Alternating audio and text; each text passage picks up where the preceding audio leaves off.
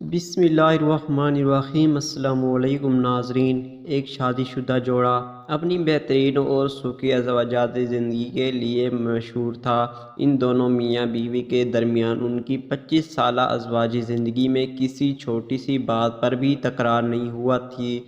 لوگ ان کی اس محبت سے بھرپور ازدواجی زندگی کا راز جاننے کے لیے بے چین تھے۔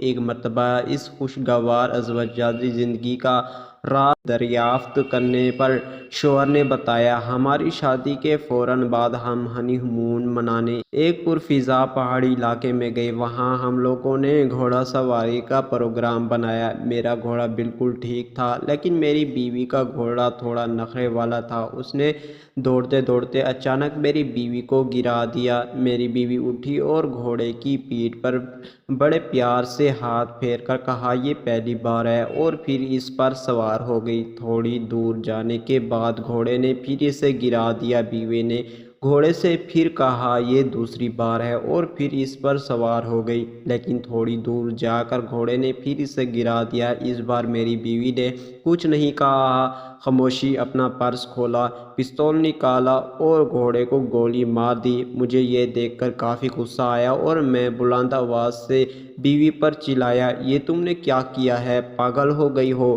بیوی نے میری طرف دیکھا اور کہا، یہ پہلی بار ہے، بس وہ دن ہے، اور آج کا دن ہماری زندگی خوشی اور امن سے گزر رہی ہے۔ ہمیشہ پہلی بار میں ہی سمجھ جانے میں